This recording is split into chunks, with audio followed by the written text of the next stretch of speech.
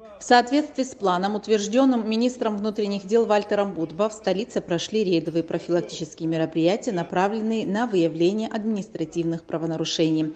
Рейд начался с построения личного состава. Равняйсь! Смирно! Слушай план проведения профилактических мероприятий силами УВД Центрального аппарата Министерства внутренних дел в городе Сухум. Расстановкой сил, средств до особого распоряжения. После постановки целей и задач рейдового профилактического мероприятия, контроль над которым возложен на начальника отдела милиции общественной безопасности Министерства внутренних дел Лоу и Налыпа, экипажи с личным составом выехали на места дислокации. В соответствии с планом, утвержденным министром внутренних дел, в городе Сухум проводятся профилактические мероприятия, направленные на выявление правонарушений в области безопасности дорожного движения. Личный состав Министерства внутренних дел собран на плацу Министерства внутренних дел. До него доведены задачи, на которые нацелена данная профилактическая работа. Основной упор в городе Сухум делается на такие виды нарушений, как управление транспортным средством без государственных номерных знаков и применение на лобовом стекле тонированной пленки.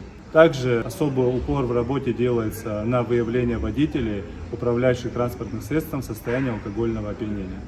Особый акцент сотрудники уделяют нарушению норм тонирования лобовых ветровых стекол автомобилей. Так называемые тонировки сотрудники снимали на месте. Наглухо затонированные автомобили не позволяют определить находящихся в нем граждан, ухудшают видимость и создают угрозу для водителей и других участников дорожного движения при передвижении в ночное время суток.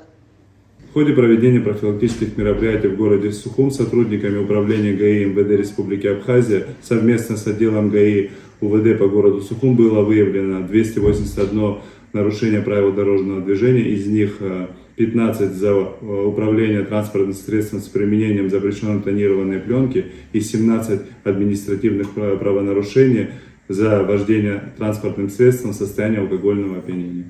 МВД напоминает, основной целью рейдовых профилактических мероприятий является повышение безопасности дорожного движения и минимизация нарушений правил дорожного движения. Рейдовые мероприятия сотрудники продолжат далее по всей республике.